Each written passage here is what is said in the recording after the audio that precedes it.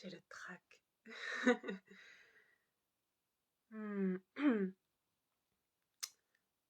Comme avant de monter sur scène. Je parlais hier de la danse, de ces rêves de la danse. Ok. J'ai pas prévenu que j'allais faire un live parce que je me suis décidée au dernier moment et parce que j'ai la trouille. Alors je m'entraîne. Hey, Dani! Genial. Bienvenida, Dani. Qué regalo tenerte ahí, mira, detrás mío. Bon, je vais pas attendre qu'il y ait plus de personnes parce que l'intention maintenant pour moi, c'est déjà seulement comme de m'entraîner à parler comme ça en direct et à avoir, j'espère, de moins en moins la trouille. Et ensuite, à vous, à vous inviter lorsque j'aurai... on parlera ensemble de thématiques particulières. Il y aura des lives, des vrais lives que je préparerai, auxquels je vous inviterai et comme ça vous pourrez être plusieurs à venir parce que vous serez au courant. Pour le moment, je suis dans ma semaine où je raconte, où je partage l'histoire des plumes d'Odette. Il était temps, ça fait 4 ans quand même. Hein. Et ce que je voulais raconter aujourd'hui, l'intérêt de le faire en live aussi, c'est que ça soit comme, je sais pas, plus vivant et tout. Et puis moi, c'est un entraînement de parler avec un peu plus de flèche, avec un peu plus de concision. J'ai un peu tendance à faire des podcasts interminables et j'ai envie de m'entraîner à être concise. C'est mal barré parce que ça fait déjà 2 minutes que je parle pour rien dire. Salut Cassandre. Alors c'est parti. Je disais hier que n'ayant pas pu réaliser directement ce que je rêvais, mon rêve de la danse, mon rêve d'être prof de danse, mon rêve d'être danseuse. Et au final, bon, c'est ce qui s'est manifesté, ce qui s'est montré de ça, c'est que au fond, c'était pas ce qui devait se vivre pour moi. En attendant, ça m'a fait vibrer d'autres rêves et peut-être mes vrais rêves du fond. Et une des choses du coup, c'est que j'ai voulu, salut Sophie, j'ai voulu offrir la danse, en tout cas ce que ça m'offrait à moi. Et comme d'une certaine manière, ça venait me guérir, ça venait presque me sauver, j'avais envie de contribuer à ça pour d'autres. Et j'ai eu en fait envie de me former à la danse-thérapie. Avant ça, parce que voilà, le bac en poche et ne pouvant pas aller faire ces études de prof de danse comme j'aurais voulu, ce qui s'est fait, là, ce qui s'est tissé comme ça, c'était d'aller à l'université. Ça a toujours été mon histoire, à savoir, genre la première de la classe, genre l'étiquette de l'élève intelligente et tout ça qui ne peut pas... enfin, il faut aller faire marcher la cervelle et ce qui est juste et ce qui est bon et ce qui est garant de, je sais pas, les diplômes, les machins, les trucs, c'est d'aller à l'université. Et alors le compromis que j'ai trouvé, moi on m'avait conseillé d'aller en fac d'espagnol. Parce que genre j'étais hyper forte, j'avais super note au bac de ouf et tout. Et je sais pas, pour être traductrice, pour être prof, ceci, cela. Et même si waouh, l'espagnol est tellement ma langue de cœur. C'est presque ma langue maternelle, ça me fait cette impression-là. Je me sens tellement à la maison, mais je voulais pas du tout. Enfin, moi, je n'avais rien à faire d'aller faire des études à l'université en espagnol. Et je voulais garder cette histoire de danse. Et ce qui est venu du coup, c'est d'aller en fac d'art du spectacle. Et alors, voilà, dis pas que je me retrouve avec ma licence 3 d'art du spectacle. Et à la fin, j'avais tous mes copains de fac qui partait à la fin de ça, qui partait soit en école de photo, au cours Florent, à, à, enfin, en fait, chacun allait s'ouvrir les portes de son art et moi, j'étais là, je sais pas, je sais pas, je sais pas. Il y avait toujours la danse qui était là et en même temps, euh, je sentais que ça allait pas être une forme classique comme ça. Et donc, ce qui est venu vraiment très clair, c'était cette histoire de danse-thérapie.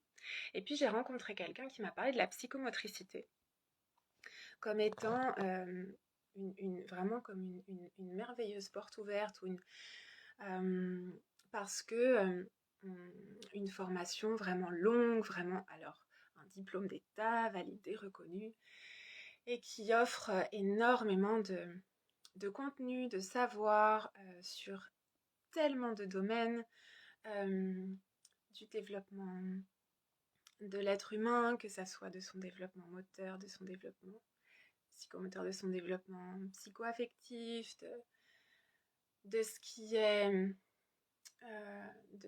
plus de la dimension psychopathologique, etc. Bref, tout, tellement d'apports. Et que ensuite, une fois que j'aurai ça, et ben peut-être je pourrais me spécialiser dans la danse-thérapie. Et voilà, j'ai été passionnée par mes études de psychomote. J'ai commencé dans le même temps à vivre moi-même mes premières sessions de thérapie. J'avais vraiment compris, des expériences relationnelles m'avaient fait comprendre que j'avais des choses à voir, à comprendre, à guérir, à transformer. Et puis, je sentais que, voilà, avec les études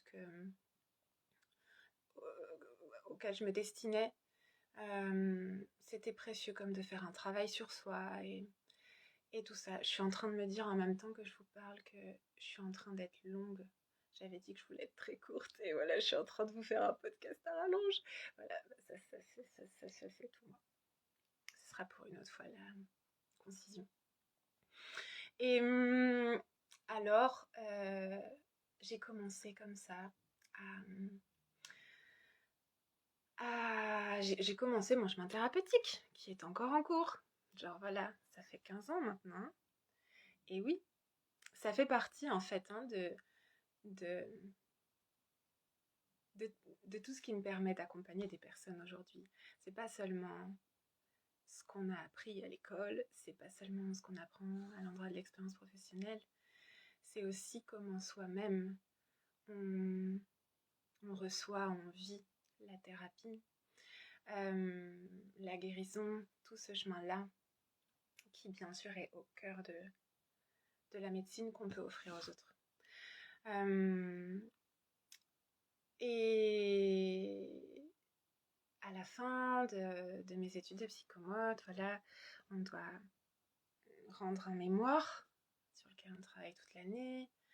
Et le sujet de mémoire tellement brûlant qui m'est venu, avec que j'ai rédigé ce truc, mais avec tellement de feu, de fougue, de passion, d'aisance. C'est... Alors, bon, ça s'appelait Tout tient ensemble. J'ai pensé il n'y a pas longtemps que... Il était déjà... Et d'ailleurs, j'avais dessiné un... Ah, faudrait que je retrouve la couverture. J'avais dessiné un fil comme ça qui va partout. Et je me dis, tiens, c'est marrant aujourd'hui avec le tissage des rêves. Et, et ces liens. Et ces fils d'or dont je parle tellement souvent. Et c'était un mémoire sur la théorie de l'attachement. Une théorie qui est vraiment, waouh, tellement chère à mon cœur, dans laquelle je me suis spécialisée. J'ai écrit des articles et tout. Et,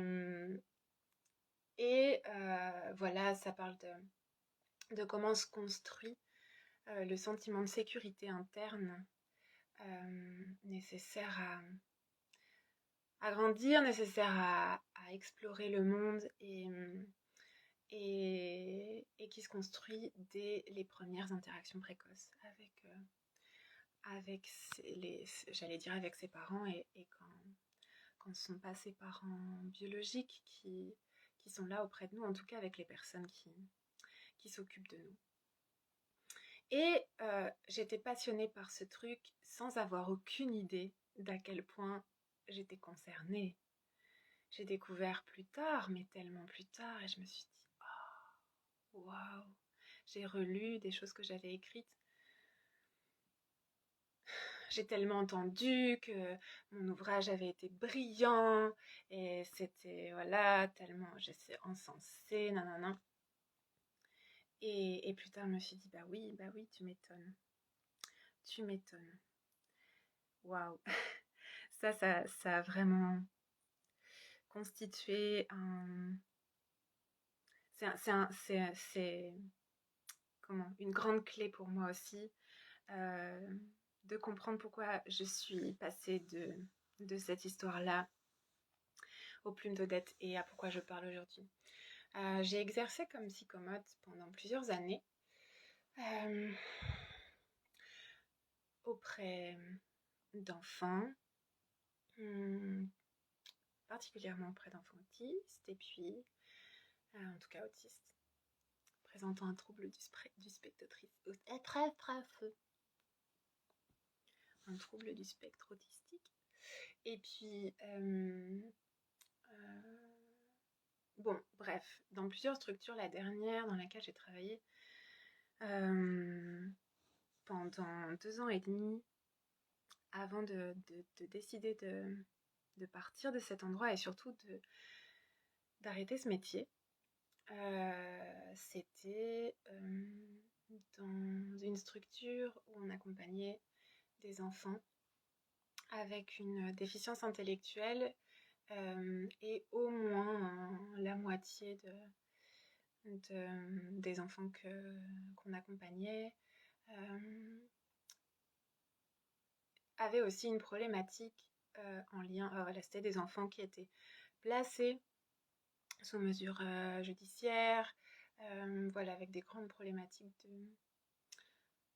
de violence et d'insécurité. Voilà, c'était comme vraiment pleinement mon cœur de métier. Et puis j'étais fascinée, j'étais à fond, j'étais comme aussi bonne professionnelle que j'étais bonne élève. J'étais comme toujours avec cette espèce d'énergie de première de la classe. J'étais à fond. Et tant et si bien que le jour où je suis allée voir ma directrice en lui disant en fait je vais arrêter, et ben elle est un peu tombée de sa chaise, et voilà, la plupart de mes amis et de mes collègues aussi comprenaient pas trop ce qui se passait, parce que j'avais pas spécialement montré, j'avais pas spécialement exprimé de quoi s'était fait tout ça. Et en fait c'était fait une espèce d'implosion intérieure de ouf, ce qu'on peut autrement appeler un burn-out, et qui n'avait rien à voir avec le travail directement, dans le sens où c'était pas les conditions de travail. Voilà, j'étais dans un endroit, voilà, j'avais un CDI, genre le truc parfait, dans une structure où vraiment, mais il y avait une qualité de travail, d'accompagnement, c'était le truc rêvé. Alors, personne ne comprenait pourquoi je partais d'ici. Et de fait, un jour, dans ma vie perso, il y a une sorte de brèche qui s'est faite dans mon espèce de carapace, ou de cloche de verre, ou de ce que je racontais d'être comme une image, ou tout ça. Je sais pas, mon cœur a commencé à s'ouvrir, et ça a laissé s'exprimer des choses qui étaient enfouies depuis toujours. Et un jour, je me suis retrouvée, bon, j'ai commencé à me sentir hyper mal. Je comprenais pas pourquoi, j'étais épuisée, crevée, j'avais mal au corps. Je voulais plus, j'y arrivais plus, j'avais plus envie d'aller bosser, moi qui aimais tellement. Et jusqu'au jour où moi j'ai été en arrêt plusieurs fois, tout ça, je pensais que, je sais pas, un peu de surmenage, machin. Mais non, ça revenait tout le temps. Et jusqu'au jour où... alors là, je suis en train de me dire, oui, je suis vraiment très longue encore, je rentre encore énormément dans les détails. Voilà.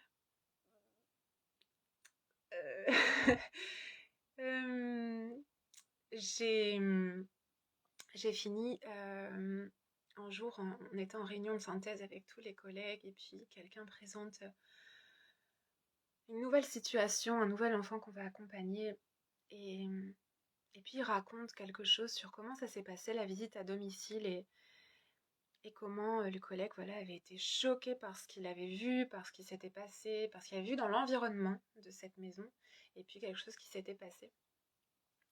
Et moi, j'ai bloqué, il y a quelque chose en moi qui a hurlé, mais c'est rien du tout ça, à côté de ce que moi j'ai vécu.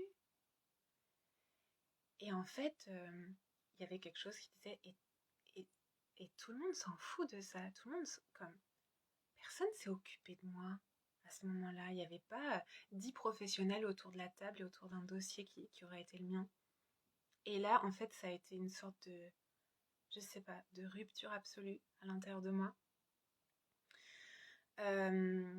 Et de fait, ma conscience professionnelle a compris que là, ça allait devenir compliqué. Parce que parce que parce qu'il y a des parts de moi qui prenaient l'espace, qui avaient besoin de prendre tout l'espace. Et j'ai compris que il allait falloir que je prenne soin de moi avant de pouvoir peut-être pouvoir prendre soin à nouveau des autres.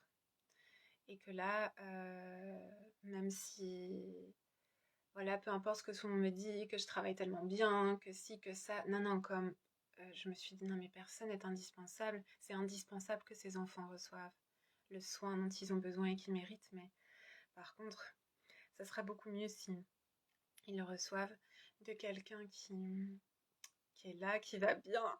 Et moi, il va falloir que je prenne soin de moi. Et donc, ça n'avait rien à voir avec le boulot en tant que tel, ça avait à voir avec tout ce que j'avais su cacher, enfin voilà, toutes mes protections, tous mes instincts de survie depuis ma vie de bébé, et qui d'un seul coup se manifestaient, et tant mieux. Alors voilà, j'ai quitté mon travail, ça s'est fait tout bien, tout s'est bien mis, et j'ai pu vivre tranquillement ma bonne grosse dépression. Ah pardon, ça me fait rire maintenant, mais... Mais parce que c'était un cadeau en fait, ce moment. J'étais entourée, je vivais à l'époque dans une colocation, on était 6, j'étais entourée d'êtres magnifiques. Les névronours, les bisounours névrosés. Ah, et c'est marrant parce que là tout de suite, il n'y a personne dans le direct avec moi. Et je trouve ça intéressant de me parler à moi-même en même temps que je vous parle à vous.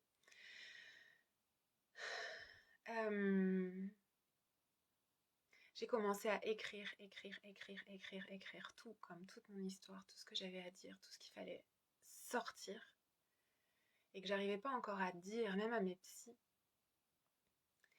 Et j'ai commencé à écrire de la poésie et tellement de choses. C'est aussi à ce moment-là que je me suis formée à la communication non violente, que j'ai découvert à travers les vidéos YouTube de Issa Padovani, qui ont été une révélation pour moi et qui ont commencé à changer ma vie profondément. Ma vie relationnelle, parce que d'abord ma vie relationnelle avec moi-même. Et bon, avec tellement de choses ici, j'ai dansé aussi beaucoup à ce moment-là. C'est à ce moment-là que j'ai pu monter sur scène avec ces quelques cachet pro dont je parlais hier et avec la vidéo qu'on peut voir. Et soudain est apparu dans ma vie, sur mon chemin, je ne sais pas, même pas dire les mots,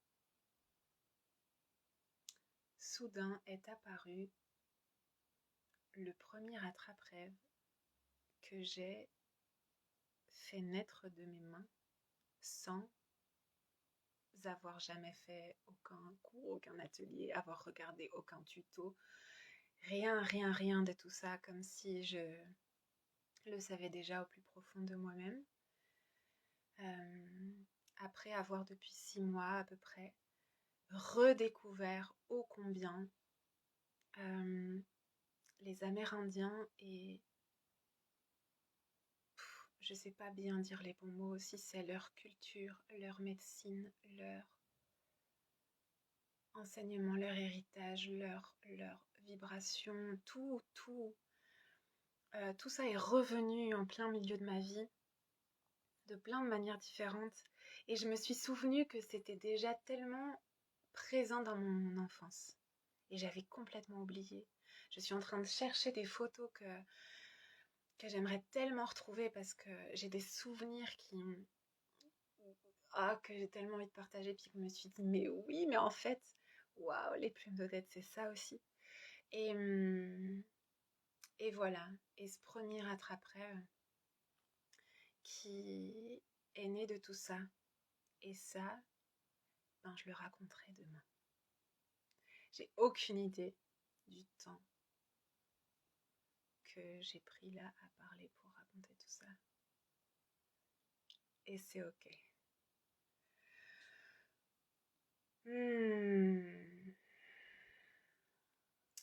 Merci.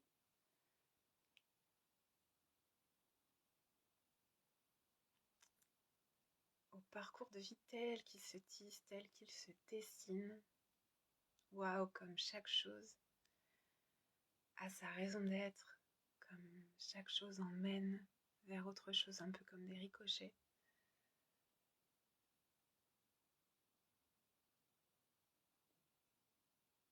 Des ricochets vers le dedans.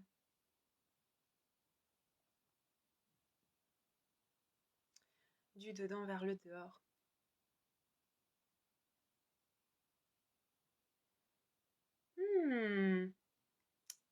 Alors voilà, pour ce